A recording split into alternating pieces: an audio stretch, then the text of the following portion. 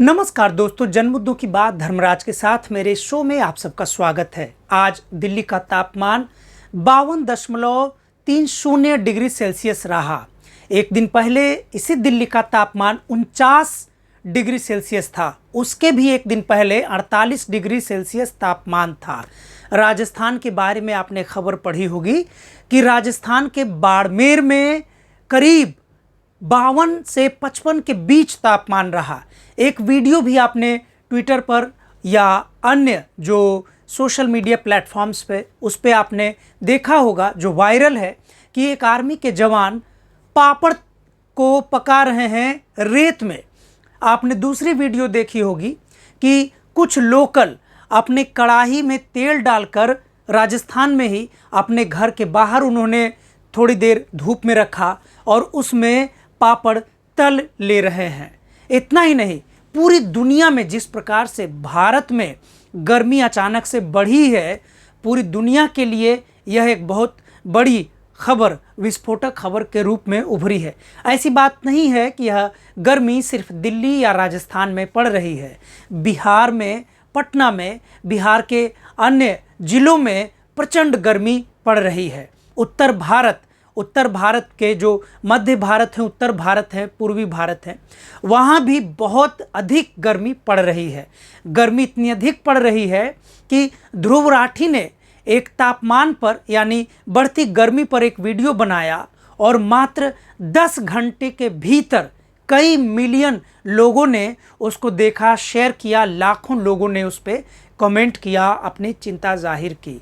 भले ही सारी बातें तापमान से संबंधित उस वक्त होती हैं जब आए दिनों अब दिल्ली की तापमान हर वर्ष गर्मी में लगातार बढ़ रही है, लेकिन उसके असली कारण क्या हैं, उससे कैसे निजात पाया जा सकता है, उस पर हम कभी चर्चा नहीं करते, कभी विस्तार से चर्चा नहीं करते, गंभीरता से चर्चा नहीं करते। हम दिल्ली के तापमान या तापमान पर चर्चा उस वक्त करते हैं जब हम उस परेशानी में फंस जाते हैं। आपको मैं बता दूं कि कोई भी विज्ञान का विद्यार्थी कितना भी प्रतिभाशाली हो, अगर उसे विज्ञान की पहली विधि यानी पहला तरीका, विज्ञान का पहला पाठ न पढ़ाया जाए कि विज्ञान जीवन में करके सीखने से आता है, तब तक उस विज्ञान की शिक्षा का कोई मतलब नहीं होता, उसका कोई अर्थ नहीं है। आइए हम समझते हैं कि आखिर इतनी बड़ी चुनौती को कैसे ख़त्म किया जा सके। पूरी दुनिया में पिछले एक दशक से क्लाइमेट चेंज सबसे बड़ा मुद्दा रहा है। क्लाइमेट चेंज के नाम पे आए दिन छोटे उम्र के बच्चों से लेकर यानी कि ग्रेटा थनबर्ग से लेकर बड़े बड़े लोगों के बीच में बड़े बड़े शिखर सम्मेलन होते रहें। कभी उसकी अगुवाई फ्रांस करता है, कभी उसकी अगुवाई कोई अन्य देश करता है। पूरी दुनिया के जितने भी विकसित देश हैं, उनका दावा है कि जो भी वो जनोपयोगी सामान सुविधाएं, रेलवे, मेट्रो, बस बना रहे हैं, वो ऐसा बनाने का प्रयास कर रहे हैं कि वो इन्वायरमेंट फ्रेंडली हो। लेकिन विकासशील देशों के बारे में अगर हम देखें तो हम पाएंगे कि ऐसा बिल्कुल नहीं है। भारत में स्थिति और भयावह हो गई है। पूरी दुनिया में पर्यावरण पर जिस प्रकार से चर्चा हो रही है, यह एक मानव जीवन का सबसे बड़ा संकट के रूप में उभरा है। लेकिन हम भारतीय परिप्रेक्ष्य में समझें कि आखिर ऐसा क्यों हो रहा है। 10 वर्षों में, एक दशक में देखें तो ऐसा क्या भारत में बदला है। बहुत सारे बड़े बड़े जो इन्वायरमेंटल स्टडीज़, इन्वायरमेंटल साइंस के स्कॉलर्स होंगे, विद्वान होंगे, वैज्ञानिक होंगे, उनकी अलग धारणा होगी। लेकिन मैं एक सामाजिक अध्ययन का छात्र होने के नाते, सोशल साइंस, लिटरेचर और तमाम प्रकार के अपने आसपास के बदलते स्वरूप को देखने के हवाले से अगर मैं बात कहूँ तो हमारे जीवन में कई प्रकार की बुनियादी बदलावों के कारण भी यह संकट से हमें दो चार होना पड़ रहा है। आखिर कारण क्या है कि हमें ऐसे संकट झेलने पड़ रहे हैं? आपको मैं एक छोटी सी कहानी सुनाता हूँ। 2010 में मैं शांति निकेतन में एमए का एंट्रेंस एग्ज़ाम देने गया था। जब मेरे मन में शांति निकेतन के बारे में बहुत बड़ी बड़ी धारणाएं थी, क्योंकि शांति निकेतन, विश्व भारती शांति निकेतन वही विश्वविद्यालय है, आदर्श विश्वविद्यालय है, जिसको विश्व में सबसे पहले बड़े कवि के रूप में जो भारत से जो उभर कर आए, रविन्द्रनाथ टैगोर विश्व कवि भी उनको कहा जा सकता है। उनकी चिंता, उनकी कविताओं में जो चिंता है मानव के प्रति, अगर उसको हम गंभीरता से देखें तो कहीं से भी विश्व कवि कहना गलत नहीं होगा। रविन्द्रनाथ टैगोर जो खुद कभी स्कूल नहीं गए, कॉलेज नहीं गए, यूनिवर्सिटी नहीं गए, वे जब बड़े हुए उन्होंने पूरे समाज को देखा, उन्होंने सामाजिक अध्ययन किया, साहित्य को समझा और उन्होंने विश्व भारती शांति निकेतन की स्थापना की। उसी शांति निकेतन के बारे में मेरे मन में बहुत बड़ी उत्सुकता होती थी, बड़े भाव होते थे। जब मैं 2010 में उसी शांति निकेतन में पहुंचा तो हमारे मन में, मेरे मन में जो विश्वविद्यालय को लेकर एक धारणा थी, वह धारणा टूटी। क्योंकि आज के समय में हम बड़ा स्कूल, बड़े कॉलेज, बड़े विश्वविद्यालय का मतलब समझते हैं बड़ा बिल्डिंग, कंक्रीट बिल्डिंग, ईंट पत्थर से बना हुआ बिल्डिंग। लेकिन जब विश्व भारती शांति निकेतन को हमने देखा तो मुझे यकीन नहीं हुआ कि एक ऐसा भी विश्वविद्यालय हो सकता है जहां पर पेड़ के नीचे क्लास लगाई जा सकती है, घने वृक्ष हो सकते हैं, चारों तरफ जंगल ही जंगल हो सकता है।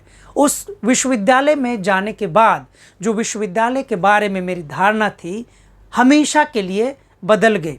उसके बाद भले ही मैं वहाँ न पढ़ सका, मैं दिल्ली पढ़ने आ गया, लेकिन आज मैं वापस लौट कर देखता हूँ तो जिस प्रकार से हमारे समाज में शिक्षा को लेकर एक भोंडापन, एक व्यवसायीकरण हो रहा है, शिक्षा का बाजारीकरण हो रहा है, उस दृष्टि से देखें तो हमारी शिक्षा, मौलिक शिक्षा उतनी बेहतर नहीं है जो हमें जीवन के उभरते संकटों से जूझने का तरीका बता सके, उसका हल बता सके, उसका हल सिखा सके।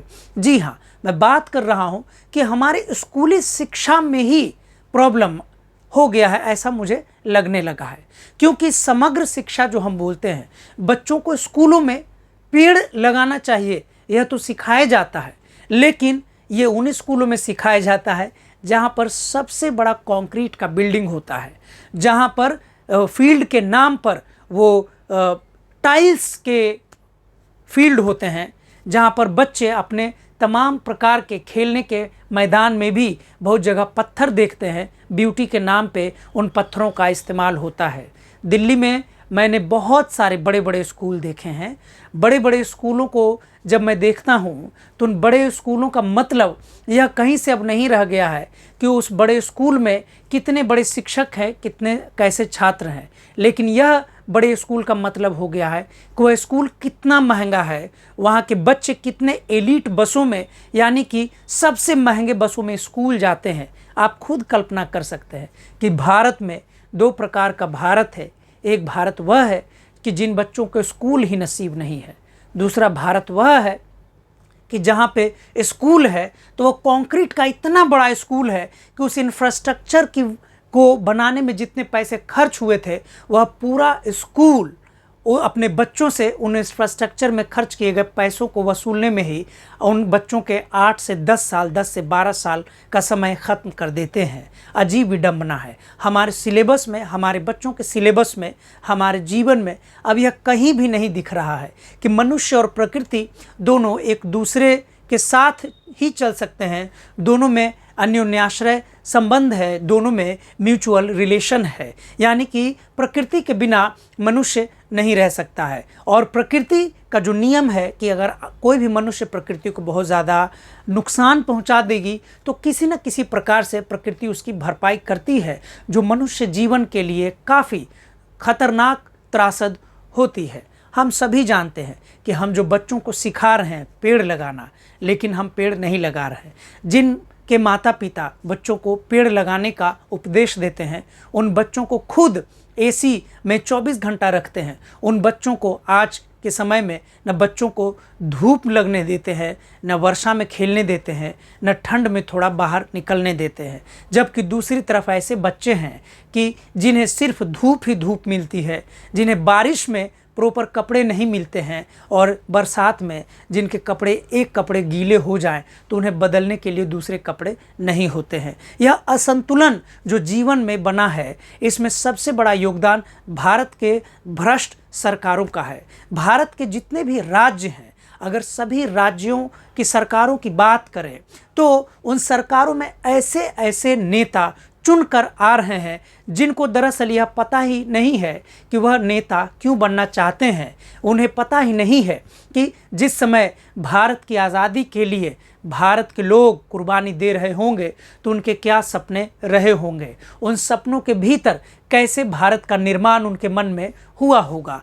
किसी भी नेता के पास आज के समय में आप जाएंगे और उनसे पूछेंगे कि क्या आपके पास अपने राज्य को, भारत को एक विकसित भारत बनाने के लिए कौन सी योजना है, तो सारे नेता एक सुर में कहते हैं कि वे विश्व गुरु बनाएंगे, वो बड़ा बाजार स्मार्ट सिटी बनाएंगे। लेकिन स्मार्ट सिटी में दरअसल क्या बनाएंगे यह कोई नहीं बता पाता है। प्रधानमंत्री नरेंद्र मोदी भी 2014 में जब प्रधानमंत्री के लिए चुनाव लड़ते थे, जब वह भारत की सत्ता पर काबिज होना चाहते थे, तब वे भी स्मार्ट सिटी कि वे आएंगे तो भारत में 100 स्मार्ट सिटी बनाएंगे। लेकिन दिन प्रतिदिन जो पहले से शहर बने हुए थे अब वह भी ध्वस्त होने लगे हैं। स्मार्ट होने का मतलब अब सिर्फ एक ही रह गया है कि कंक्रीट का यानी ईंट पत्थरों का ढांचा तैयार करना और पेड़ों को काटना। आपको ध्यान होगा कि जब महाराष्ट्र में उद्धव ठाकरे की सरकार चल रही थी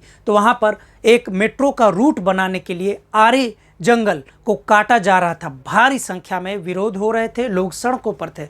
उस वक्त तब यह चर्चा में आया था कि जंगल या पर्यावरण का क्या महत्व है। इतना ही नहीं, जब नए संसद का निर्माण का ठेका टाटा को प्रधानमंत्री मोदी सरकार में मिला, तब भी बहुत सारे नागरिक समाज यानी सिविल सोसाइटी के लोगों ने इसका विरोध किया। बल्कि उसी इलाके में बहुत सारे करीब ऐसे बहुत सारे रिपोर्ट्स आपको मिल जाएंगे जिसमें हजारों हजार पेड़ जो इंडिया गेट के आसपास थे, करीब 50,000 पेड़ों की संख्या बताई जाती है, उसको इसलिए काट दिया गया क्योंकि नए संसद का निर्माण किया जाना था। यह बहुत अफसोस की बात है कि भारत का पुराना संसद बहुत सफलतापूर्वक अच्छे से काम कर रहा था, अच्छी स्थिति में था, फिर भी प्रधानमंत्री नरेंद्र मोदी अपनी अहंकारी जिद के कारण उन्होंने नए संसद का निर्माण सिर्फ इसलिए कराया ताकि उन्हें आने वाले समय में इतिहास पुरुष करार दिया जाए। लेकिन उसी प्रधानमंत्री मोदी से पूछा जाए कि विगत 10 वर्षों में आपने भारत को जो आगे बढ़ाने का वादा किया था उसको आप किस दिशा में बढ़ाएंगे, उसके क्या आधार होंगे और आप कैसे भारत को देखते हैं, तो आज उस प्रधानमंत्री के पास कोई भी जवाब नहीं है। बल्कि हम बात करें तो हमारी पूरी स्कूली शिक्षा जो हमारी सरकारों को तय करना चाहिए था, उसमें पर्यावरण की जगह यह बात होती है कि गांधी को सिलेबस से हटा देना है और सावरकर को सिलेबस में शामिल कर देना है। उसमें यह बात होती है कि कैसे 70 साल में कांग्रेस ने कुछ नहीं किया और बल्कि अखंड भारत, अखंड हिंदू राष्ट्र का निर्माण कैसे होगा। अखंड भारत को अखंड हिंदू राष्ट्र का पर्याय बना दिया गया है। जिस अखंड भारत की कल्पना हम सर्वधर्म समभाव के आधार पर अभी तक करते थे, उसको पाठ्यक्रम में बदलाव करके किया जा रहा है, जहां पर भारत की सरकार को यह सोचना चाहिए था कि भारत के बच्चों को हम किस प्रकार से सुशिक्षित बनाएं ताकि वे समग्रता से अपने व्यक्तिगत विकास, पारिवारिक विकास, सामाजिक विकास और पूरी दुनिया के सामने राजनीतिक विकास के बारे में सोच सके। उसी भारत सरकार के पास ऐसा कोई भी स्कीम नहीं है, कोई भी योजना नहीं है, बल्कि भारत के शिक्षा मंत्री के पास ऐसा कुछ भी स्कीम नहीं है, योजना नहीं है। कभी उन्होंने ऐसी कोई बात नहीं कही है जिससे यह पता चले कि भारत को लेकर, भारत के छात्रों को लेकर, भारत की शिक्षा को लेकर कोई समग्र सोच कोई उनके दिमाग में आता है। दिल्ली की गर्मी में आज मैं सड़क पे गया, मैं करीब उसी वक्त सड़कों पे घूम रहा था जब दिल्ली का तापमान करीब 52 डिग्री सेल्सियस था। हालांकि दिल्ली में रेड अलर्ट जारी है। हम लोग जो बहुत सारे लोग हैं, जो आसपास मजदूर हैं, जो गन्ने का जूस पिलाते हैं, कोई ठेले पे छोले कुलचे खिलाते हैं, कोई राजमा चावल खिला रहे हैं। आप सोच सकते हैं भारत में कैसी हालत हो गई है, भारत की राजधानी दिल्ली में, कि जहां पर एक तरफ से भारत सरकार की तरफ से रेड अलर्ट जारी किया जाता है कि आप न निकले, वहीं दूसरी तरफ भारत के बहुत सारे लोग मजबूर हैं कि अगर वे दिन में काम नहीं करेंगे तो शाम को उनके घर चूल्हा नहीं जलेगा। हम लोग जो रिपोर्टर्स के रूप में, जर्नलिस्ट के रूप में काम करते हैं, हम लोग जब इस बात को देखते हैं, सोचते हैं, तब हमें समझ में आता है कि दरअसल जिस स्मार्ट सिटी की बातें करके भारत में, राज्यों में और केंद्र में सरकारें बनाई और गिराई जाती हैं, दरअसल स्मार्ट सोच तो किसी नेता के पास है ही नहीं। अगर हम नेता के स्टैंडर्ड की बात करें तो जो कोई बाहुबली है आज के समय में, वह नेता है। ऐसा कोई नेता नहीं है जिसके ऊपर बहुत ही संगीन मामलों में आपराधिक मामले, केस न्यायालय में दर्ज न हो, बल्कि हालत तो ऐसी है कि जिस नेता के खिलाफ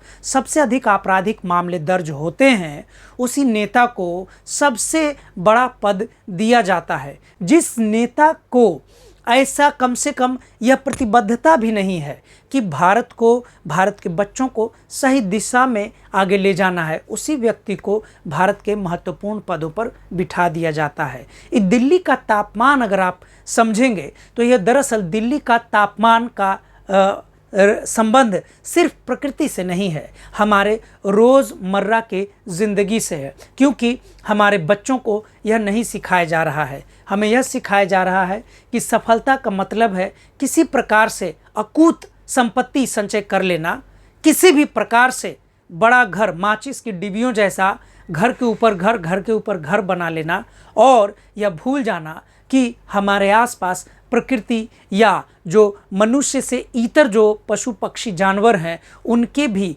जीवन का, उनके भी इकोसिस्टम का ख्याल रखना। पूरी दिल्ली में अगर आप सड़कों पे घूम जाएंगे तो शायद ही कोई ऐसी जगह मिलेगी जहां पर कुत्तों को पानी पीने के लिए कोई जगह रखी गई हो, जहां पर गाय जो खुला दिल्ली की सड़कों पर घूमते हैं उनके पीने के लिए पानी की व्यवस्था कहीं की गई है। जानवरों की बात छोड़िए, आप उस किस संवेदना से दिल्ली के अमीर काम करते हैं, उसको आप आज के दिल्ली सरकार के इस फरमान से समझ सकते हैं कि दिल्ली सरकार को यह कहना पड़ा है कि जो भी व्यक्ति नल के होज से यानी नल से अपनी कार धोते पाए जाएंगे उनके खिलाफ 2000 का फाइन लगाया जाएगा। क्योंकि दिल्ली के बहुत सारे इलाकों में, स्लम एरियाज़ में और बहुत ही बड़े बड़े इलाकों में पानी की भारी किल्लत हो गई है। हर गर्मी में दिल्ली पानी के संकट से जूझता रहता है और दिल्ली और हरियाणा के बीच में पानी के सप्लाई को लेकर सरकारें आपस में उलझती रहती हैं, लड़ती रहती हैं। बहरहाल हम सभी जानते हैं कि एक दिन के प्रयास से कुछ भी नहीं होता, लेकिन अभी भी वक्त है। अब तो पूरी दुनिया में बढ़ती गर्मी को देखकर कहीं बहुत ज़्यादा गर्मी हो जा रही है, कहीं सीधे बाढ़ की स्थिति हो जा रही है। अगर आप इस पर सोचेंगे तो ऐसा नहीं है कि इसे नियंत्रित नहीं किया जा सकता है। जाहिर सी बात है कि इसे तुरंत नियंत्रित नहीं किया जा सकता है, लेकिन इतना तो तय है कि अगर हम उसका प्रयास आज से नहीं करेंगे तो यह हमेशा के लिए, हमारी ज़िंदगी के लिए, मनुष्य की ज़िंदगी पर भारी पड़ेगा। इसीलिए मैं इस वीडियो के माध्यम से यह अपील करता हूं कि कम से कम ये, अगर आप वीडियो सुन रहे हैं, अगर आप देख रहे हैं, तो आप अपने बच्चों को अभी से सिखाइए कि विकास का सही अर्थ क्या होता है।